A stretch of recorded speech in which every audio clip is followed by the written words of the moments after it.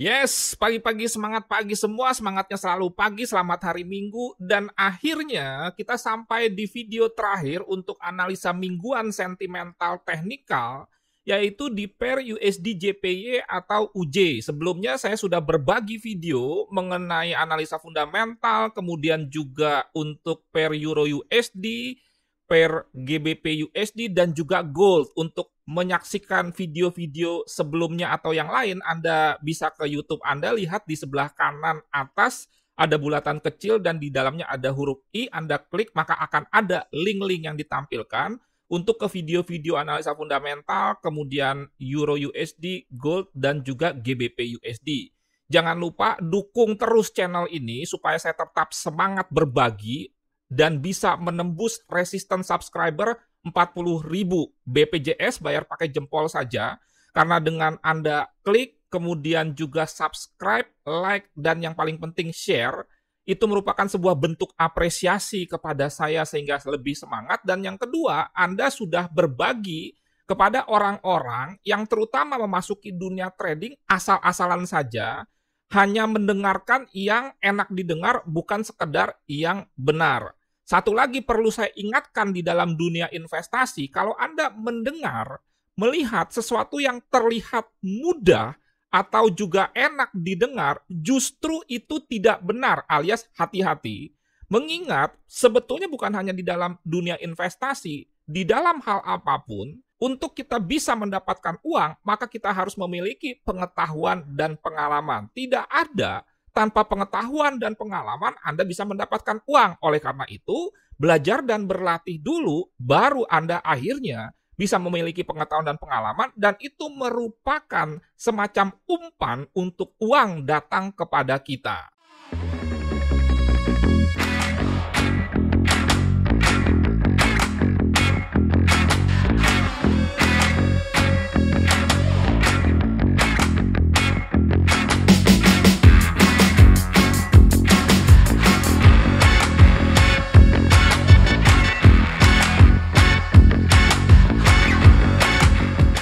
Seperti biasa kita masuk dari analisa sentimental dulu dengan memperhatikan data COT, kepemilikan institusi besar terhadap mata uang yen, di mana tidak ada perubahan yang signifikan, artinya masih tetap posisi short lebih dominan daripada long. Memang sebelumnya shortnya itu 86%, sekarang berkurang menjadi 71%, itulah yang menyebabkan dalam hal USD JPY, kalaupun mengalami kenaikan, tidak terlalu kencang lagi, karena memang kepemilikan shortnya sudah berkurang dan mulai masuk ke long. Tetapi, kalau dikaitkan dengan mata uang USD atau menjadi pair USD JPY, tetap dominan sekali untuk long USD-nya karena sampai 83%. Dengan demikian kesimpulannya untuk USD JPY, secara analisa sentimental masih trennya naik, dan sekarang kita masuk ke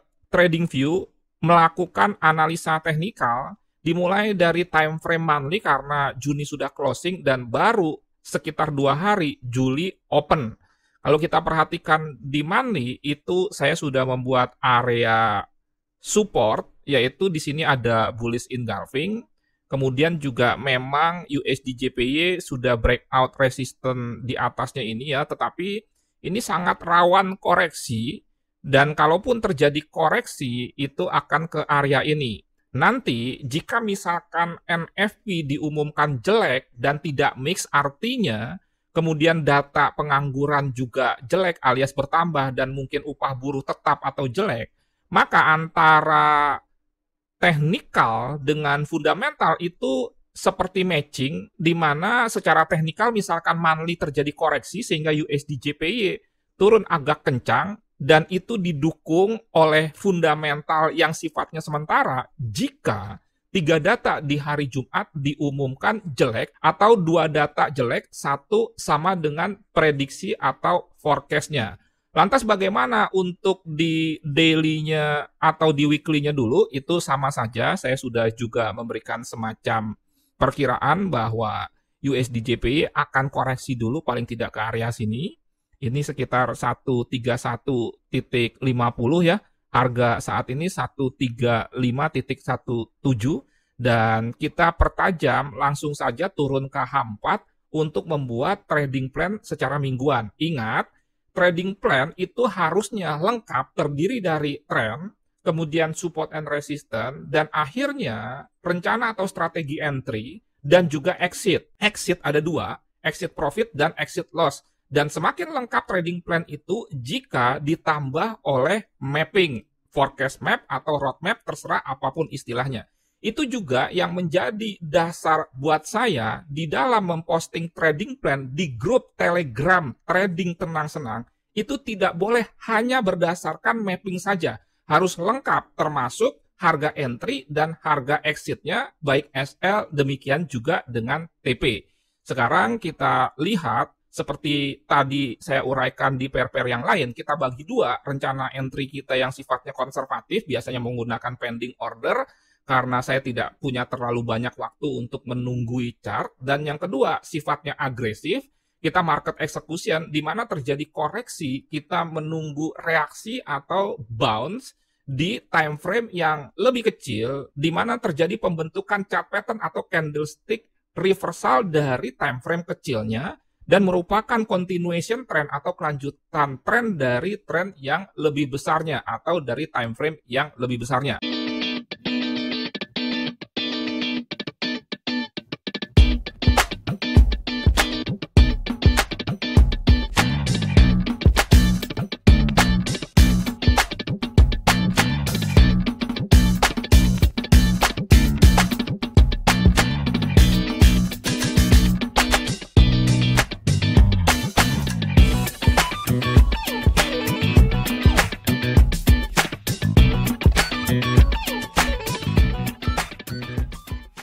Sekarang kalau umpamanya bicara yang konservatif, saya akan melakukan aksi buy limit di 133.14. Ini saya double klik untuk memperjelas, di mana SL-nya itu 100 pip, artinya angka atau harganya 132.14, TP-nya 200 pip, 135.14, sehingga menghasilkan RR 1:2.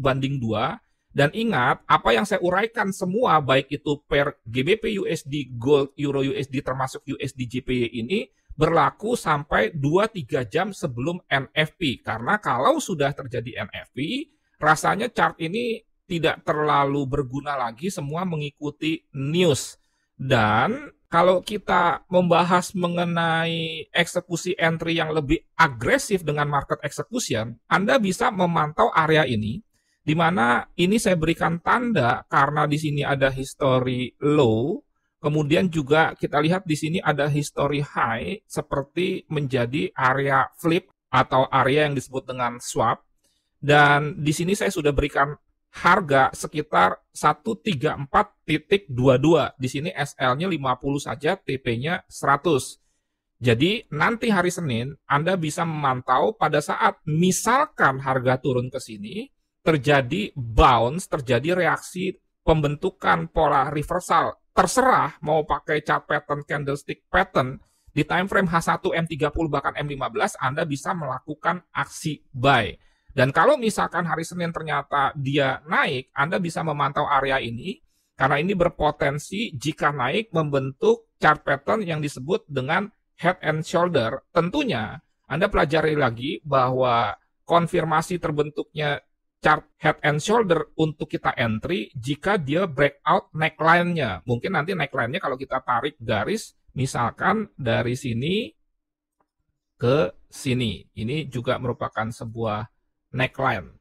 Tambahan informasi bahwa kalau kita bicara teori range, USD JPY itu minggu lalu bergerak 248 pip, kita bulatkan saja 250 pip, dan itu masih lebih rendah dari pergerakan mingguan rata-ratanya sebesar 275 pip. Dan saya percaya atau yakin dalam kaitannya dengan Jumat nanti, di mana diumumkan 3 data ketenaga kerjaan, range USD JPY ini bisa lebih besar dari 275 pip. Dan kalau kita kembali lagi ke trading view, saya sudah membuat semacam petunjuk untuk range mingguannya di sini. Jadi ini bisa disimulasikan, misalkan kita dapat order di sini, setelah ini turun sampai ke sini, ya, dan anggaplah kita langsung terjadi yang disebut bounce, kita bisa mendapatkan profit yang lebih dari RR-nya 1:2.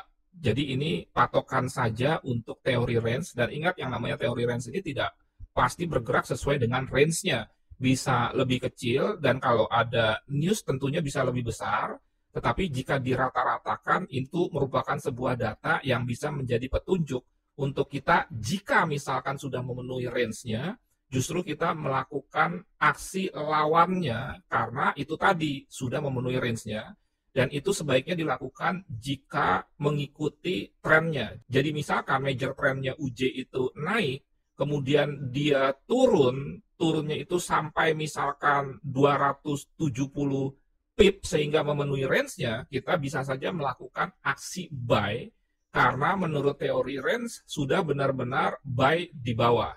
Sekian, terima kasih. Semoga bermanfaat dan menjadi berkat. Tetap lakukan trading yang aman, nyaman, menguntungkan. Salam trading tenang-senang, Nofri Simanjuntak.